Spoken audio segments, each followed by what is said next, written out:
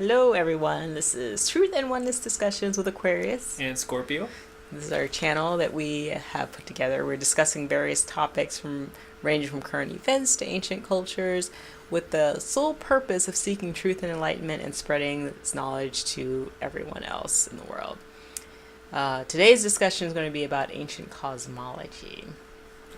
So imagine a world where you are aware of the divine creator, the creator in every other person, the divineness of every other being, every animal and plant, that we are all one and we all come from the same source, that there's also consciousness to every living organism like plants, and then you look up at the sky and you see the sun and the moon and the stars, and they aren't just the sun and the moon and the stars, but they also have different, say, personalities, or they have different consciousnesses to them, certain consciousness. They're basically sentient beings up there watching us and looking out for us, really. And that's our purpose here too, is to look out for each other and live our life and experience our life, but also with the respect and knowledge that the divine, the creator, is in every one of us. So that's kind of what I believe, at least. Most of our really, really ancient ancestors, that was their view on the world. So when you look back over a lot of ancient cultures, you notice that many of them had a very similar, like extremely similar cosmology. What do you mean by that? So like their setup of the earth, the sky, and the stars and the moon, basically the whole planet was very, very similar, and their creation stories were very similar too. So you could say that maybe the characters' names were different, or like there's little details here and there that were different, but taking it all together and comparing each of them side by side, they're basically the same stories, which I thought was pretty, like you said, it's really interesting. But I guess what I wonder, and what I guess makes it more interesting is, why is it that when you have all of these cultures throughout the whole planet that have this story that is almost the same or almost identical between all these cultures, that goes back thousands and thousands of years, and these stories are very detailed, that nowadays, and really only the last like 500 years, we've kind of like, we're onto something completely different. Yeah. Especially when they always talk about how like trade and like interaction between a lot of these different continents was almost like impossible. So how did they all have something so similar, right? Yeah, and then the thing is too, is even if they did say have a lot of communication between these ancient cultures, it's still, to me, is really interesting how all of them they all adopted the same story pretty much. But we're going to go a little bit more into these. Let's see. We'll focus on the similarities, because that's where it gets really important. Mm-hmm. Because that is where it tells the story. When you put, everything together and you pick out what's similar, then you get the same story without all the extra, I don't want to say extra details, but the interesting details, but you get the story. So, I guess the main things or main similarities is that and I'm talking about different cultures like the Americas, the indigenous people across the Americas, the islands, all across most of Africa, Europe, the Middle East area, India. Mm-hmm. So they have a depiction of the earth as a flat plane with being held in place by pillars. Mm-hmm. And then there's the center, which now we would say is the poles, or the Polaris. The center, the tree of life that goes through the center. Each of them talk a lot about the four different directions, east, north, west, and south, or the four corners of the earth. And a lot of them mention as well the seven heavens. And I think in Indian cosmology, they talk about the 14 different layers. And so some of them are below our earth plane, and then above would be their seven heavens. In many religious texts that most people have a hold of, you can go to wherever the store, I guess, or whatever, and pick these things up, like the Bible, the Quran, and whatnot. They mention this sort of cosmology as well. They talk about the firmament, the stationary Earth. We'll actually go through a few quotes here. So we can start with the Torah. I believe it's Job 37, verse 18, I believe. So their quote is, "Can you, like him, spread out the skies hard as a molten mirror?" And they're talking about God spreading out the skies as hard as a molten mirror. And that would allude to the firmament being this firm structure that you can't break through. And so the Bible, a lot of people are probably familiar with the Bible, but in Genesis, it mentions, "And God said, let there be a firmament in the midst of the waters, and let it divide the waters from the waters." And then, what was it, I think verse 7, "And God made the firmament and divided the waters which were under the firmament from the waters which were above the firmament, and it was so." And so that, of course, is talking about there being, I guess that goes back to the whole primordial waters, and then the space of the earth is made by pushing the waters apart, and then above it is the firmament, and the earth is spread out in a plane. The Quran mentions in the Heifer, verse 22, it mentions it throughout the Quran, but this one verse mentions, "And he who made the earth a bed and the sky a canopy." And then we go further back to some other cultures. We can, if anyone's seen the picture of ancient Egypt, their depiction of the sky goddess Nut.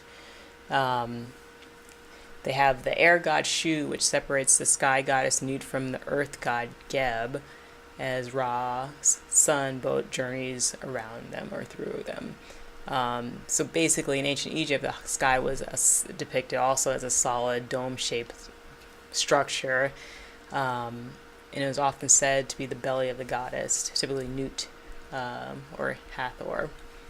And this Nut body arced over the earth, as they would be represented the firmament with the stars within their body.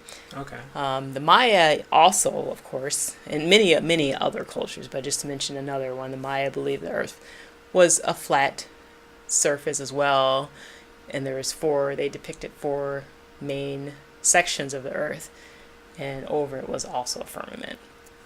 So, and this just keeps going on and on. These are just a few ancient scriptures or older scriptures that mention the earth. They use different words, but they're pretty much describing the same thing. They're describing a flat plane and a firm structure over it. Okay. Right? So definitely we want people to research it a little bit further for themselves. Make sure you look a little bit more in depth, because there's always going to be something that you were like, well, what about this culture? And there's always going to be something extra you can look into. But definitely please look into it and research it yourself as well. Yeah, because the thing is, it's there's so many. And I don't know, I haven't found a culture yet that hasn't depicted the earth and cosmology in this way. And so there's so many of them, basically all of them, that depict it this way. Then why is it that nowadays we aren't even, like, we've completely tossed these ideas into the garbage? Yeah, and we have like a whole new thing going on that really, when you think about it, doesn't really make a whole lot of sense, because we'll get in that in a minute. But I wanted to mention this Leonetti creation story. And the Leonetti are a group of indigenous Americans. I'm just going to read a little bit because it also talks about creation. Basically, the book is called Nations of America. And the author, I forgot what the author's name is. I have to go back and look at that. But it's page 125. They talk about the Leonetti, the song. Basically, a lot of our indigenous cultures, and especially across the Americas, the information that they had and their stories and all most of them were destroyed, right? Yeah. So the little pieces that were left and that were preserved and translated, this is a piece of that. So they say that at first there was nothing but seawater on top of the land. there was much water and much fog over the land, and there was also Kitani Tawit, the God Creator. And this God Creator was the first being, an eternal being and invisible, although everywhere.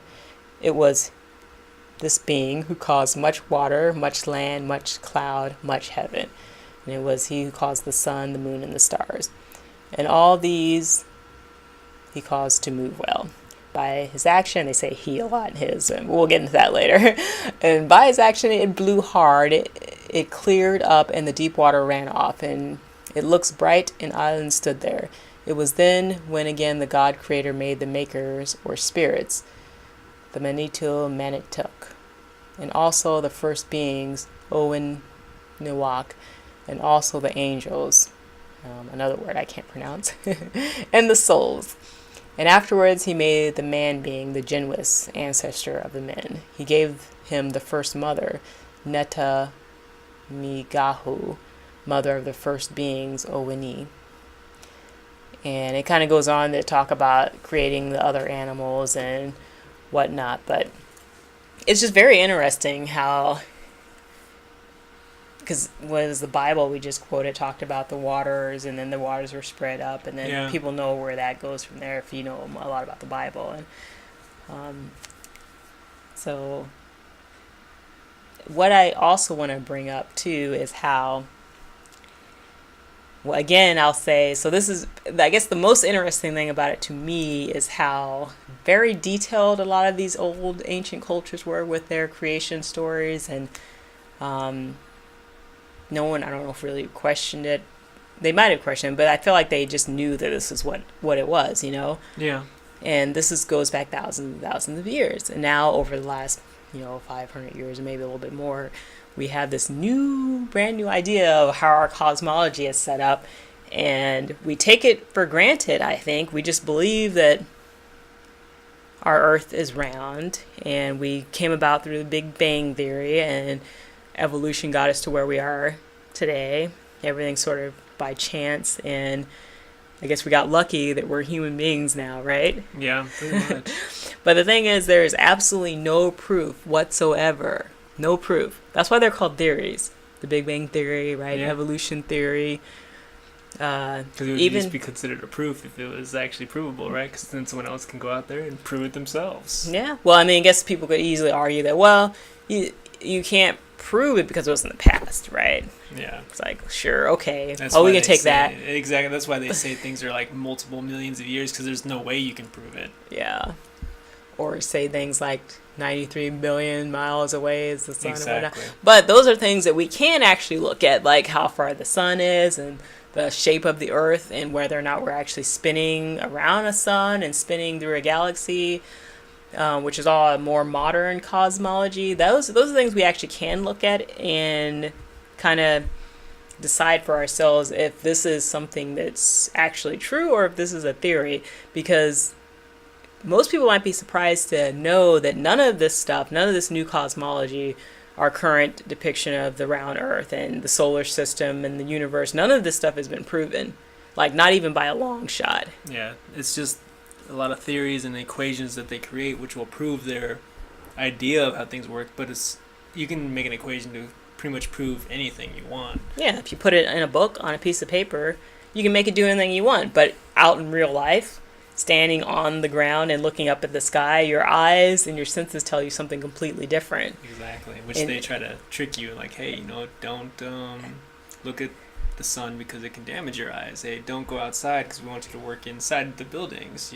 They try to take everything that can prove them wrong away from you. And don't trust your eyes because there's, your eyes look at things a certain way, all that kind of stuff. They basically start you at a very young age where they kind of indoctrinate the idea of our current ideas of the universe and the Earth and the solar system, so that it's almost like part of you. Yeah. And so you never question it, even when you come to a point where maybe you should question it, and you would probably defend it to your death because this is something that and it's literally a part of your being.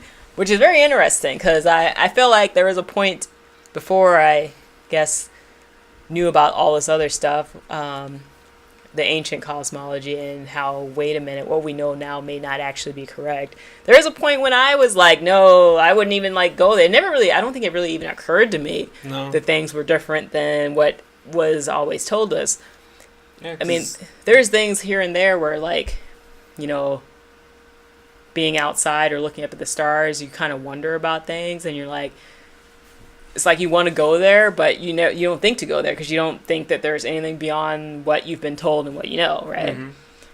So I guess we just want to encourage people to look a little bit deeper, look a little further than your comfort zone. You're catch some ridicule also along the way, because that's kind of the whole process in general, to make you even wonder if you should question things, is because you will be isolated. People will like think you are different or ostracize you just because the idea is like challenging something that they believe as well. So obviously, and then of course there's all types of other people that will do the same thing. Will be like, you think something is different than us, you obviously are crazy.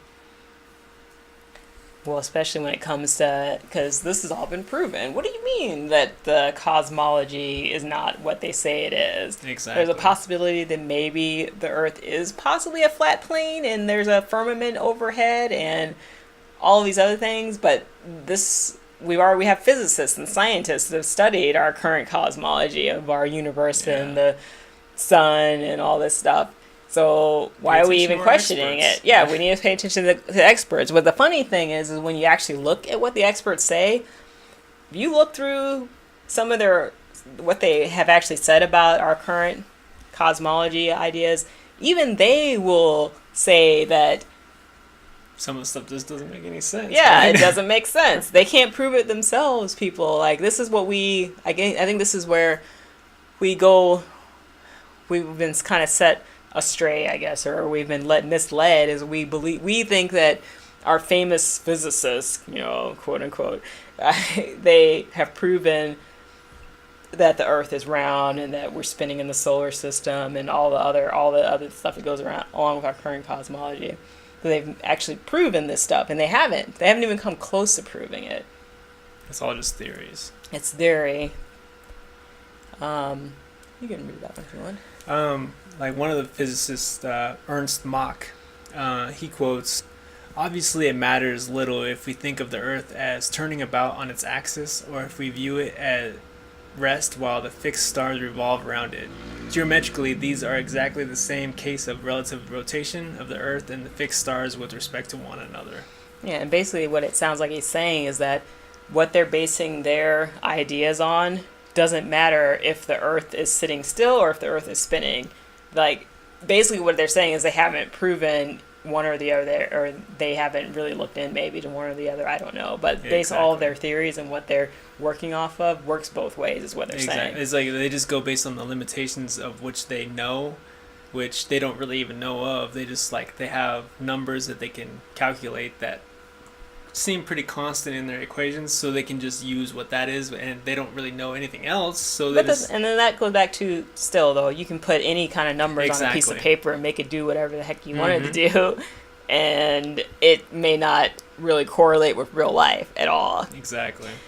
So I do want to also bring up a couple of ancient structures, which is interesting because I don't know if anyone's ever heard of Angkor Wat. This is some new stuff that I've been learning as well recently. But Angkor Wat is a structure in India, Cambodia. It was built in the 1100s.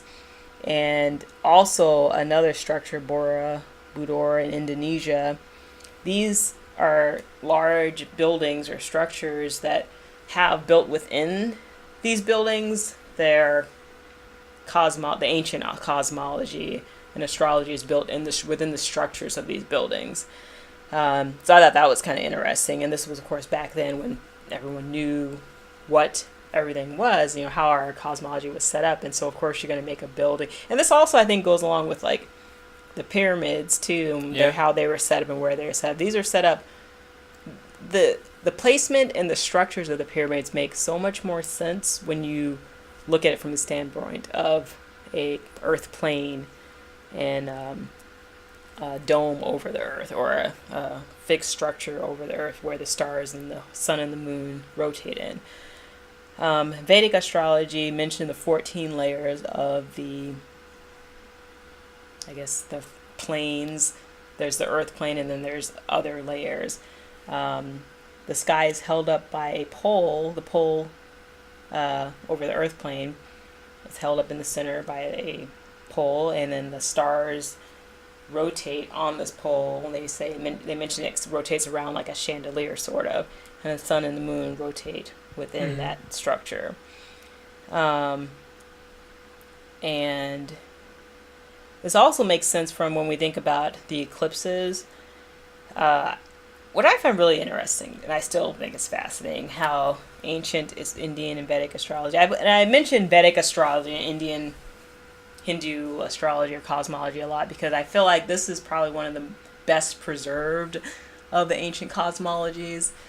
I feel like a lot of the other cultures were destroyed pretty easily. Yeah, colonization was pretty good about destroying everything. Yeah, and so this culture, they have pretty, I guess, successfully preserved a lot of their ancient literature and cosmology and astrology. So a lot of what most people probably will learn, it's going to probably come from this culture. But it's, like I said, it's very similar to all the other ancient cultures. But they explain, when we look at the eclipses of the sun and the moon, which is really interesting because our current idea of, or explanation of how the sun and the moon eclipse, with the sun and the moon and the earth lining up perfectly to get that eclipse, actually, when you really think about it, doesn't make a whole lot of sense. But in ancient cosmology, they talk about these two dark bodies, and I think there's probably more than just these two, but these are the two they name because they're involved with the sun and the moon, but Rahu and Ketu, that eclipse the sun and the moon. One does for the sun, one for the moon. And when you think about it, that makes so much more sense. Yeah. And it still kind of boggles my mind. It's like, why is this stuff that is so well documented and so detailed and thousands of years old and makes sense when you look at it, we don't pay any attention to it at all. Yeah. We say, oh, this is old stuff. They didn't know back then. They were, primitive or whatever the words that we have been taught to use about our ancient civilizations, to disregard all of their information. But now we're all civilized and we know what's up now, even though all the stuff we have now to explain these astrological events make absolutely no sense. Exactly. And they haven't been proven either. But do you have something you want to add to definitely that? When you really start looking into it, because taking college courses in astronomy, when you look a little bit deeper in a lot of the astronomical breakthroughs, they're always finding new planets and everything like that, just trying to just develop this idea of this doesn't really mean much. But when you really start to break down some of their models, the typical idea is that we rotate around the sun with the other planets as we are flying through the universe, circling around the stars, which is circling around the galaxy. And then you look at these different stars and their depictions of where they're rotating. We rotate one direction. The stars rotate in multiple other directions. And some of these stars that they have documented that rotate in these crazy directions, they will rotate close to a light year's worth of distance in a couple of years. And they have it documented. If you look into UCLA and some of these other places, supposedly, yeah, they have it documented that this is what it's supposed to do. But when it's some of them, some of the star clusters that are part of the Sagittarius constellation, if this was true, in 14 years these things would rotate so far around us that how in the span of thousands of years do these constellations still look the same? Yeah, we're looking at the exact same 12 constellations. Yeah, and it's and they say that it's in 14 years they can travel and others a massive amount of distance. So it's their whole argument about well, it's so far away, the light takes a long time for us to travel. It's in 14 years it makes that much of a movement, then how come over thousands of years they're still exactly the same?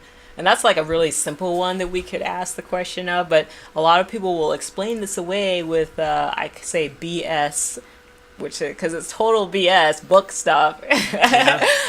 They'll just explain it away, and it still doesn't make any sense. What you're seeing and what's documented, what you're seeing with your own eyes, you cannot explain it with our current galaxy and universe idea of our cosmology. Yeah. So we can go a little bit into. Do you have anything else you wanted to add to that? There, Scorpio. That is all I got at the moment. But this is a really interesting subject because I feel like people really need to start asking questions about what we're standing on and what's up in the sky and what's really going on around us. It'll start to make you question of like your importance in this. Well, that's what I wanted to get into next. It's basically when you think about it, and maybe this is where it starts getting a little bit sinister. is there a purpose to it? Because why are we believing something that we have never proven? That really, when you think about it, you can say like if you in a world where you're on something that's spinning. Yeah. An asteroid could hit you at any moment. It's you could be like knocked out of orbit. Your sun could blow up. Aliens could come in and invade and take over. All this weird stuff could happen. What does that do to you? It's like it makes you feel like you're pretty much insignificant. You're just like a fluke chance that exist today. It's the like, Big Bang. Yeah, exactly. We're here. It's like we got here by chance. There's like the different elements just by chance collided in together and started creating like the potentials for life, like water, the carbons, the earths, the oxygens, just so happened out of miraculous chance created life, and then we evolved from some microorganism into what we are today. So we got lucky, basically. Yeah. But what would that do to someone's mentality? If I think about it from this standpoint, how does that make you feel, though? It makes you feel like you're nothing. You don't mean anything. You can be somewhere. It's like there's a chance with their theory where there's all these stars and all these potential planets that you can be somewhere else, and maybe in multiple places. Well, I like how the thing where they always say it's like we're basically like a grain of sand and like on a beach of sand. We're like one. That's how insignificant we are. And they like to drive that. Too. Yeah, and they like to drive that idea into us really hard. When you think about it now, that's like an ongoing theme. Like we're pretty much insignificant. We don't really mean a whole lot. We got here by chance. We could die at any moment. Exactly. We need to be scared all the time and fearful and make sure we get what we need to survive for ourselves. And it puts you in a fright versus flight. Flight versus fight. Yeah, it definitely puts you in the flight mode where it's like I need to collect and do anything and everything for myself to make it through till tomorrow. Yeah. So as if I screw over other people, it doesn't matter because as long as I'm getting mine, it is okay. Yep, and that's and it sounds kind of bad, but I feel like that is the purpose for this idea that's being shoved down everyone's face, basically. Like I say, at a very young age, you start getting the Earth, the globe, the universe, go to the moon, be an astronaut, all this stuff that isn't real. When you look into it more, you realize that it's not real. But I was indoctrinated into that whole idea as soon as I got into preschool. I remember then like one of the first things that was memorable to me was let's talk about the universe. Let's look at all the planets and evolving and revolving around the sun. Yeah. And I didn't even go to public school, and I still have that mentality of this is chaos, basically. We're in a big chaotic, universe that could blow up or do whatever it wants to at any moment. And that may not actually be the case, everyone. Yeah. And especially when you go back to how the ancients saw our cosmology and how I actually really believe it is. And I feel like you have to put aside everything that you know, like literally not just put it aside, but just dump it in the garbage and start looking at other things and asking questions and something that doesn't make, if it seems like it doesn't make a little sense, it probably doesn't make any sense at all. Yeah. And I'm not talking about ancient cosmology. Yeah. Try to go through and make some sense of the eclipses and how we're looking at the same astrological constellations that people thousands of years ago saw.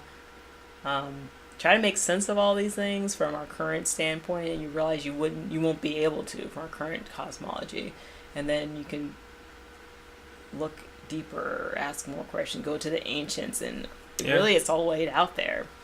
But I feel like, yeah, the purpose is to promote uncertainty in people, because from knowing more about how the ancients viewed everything, once you get past the craziness of like, what the heck, everything I thought is not true, what the heck, this is all, it's all a lie. Once you get past that, you realize that there a certain calmness or peace comes over you, I feel like, or at least for me. Yeah. Because you realize that we really are all connected, and we really are all connected to this divine creator that created everything that we're in. Yeah, and we're all We're all in this together. We're very thought out. We're planned. We mean something. Yes, our life actually means something. Our life plan and our purpose in life means something. It's very interesting, and we should wrap it up here. But this is one of those topics that we need to talk about again, because it gets deeper too. This is just like touching the surface of a lot of this stuff, and I really encourage people to go get. I know we named the Quran and the Bible and whatnot, but some of the ancient Hindu spirituality books, the Upanishads, the Bhagavad Gita. Even the Egyptian Book of the Dead mentions this whole idea of like the firmament as well in their book. But do some look further. Don't believe what you've been told. And don't just fall for like a cheap little explanation on something that will just prove the idea that you already kind of know, or like you believe you know. It's like do like actual research where you find both sides and then compare the two and see like what you come out of it with. It's like, don't just be like, okay, well, I'm gonna prove it wrong, this person proved it wrong with some BS explanation, cool, I'm good. No, look at the other side, see what proves it right, and see what goes on with that, and like see what you come up with. And what I've also found when looking through all this stuff too is like your head is going to want to believe what you currently believe, because science has proven that, which they really haven't, which we already said.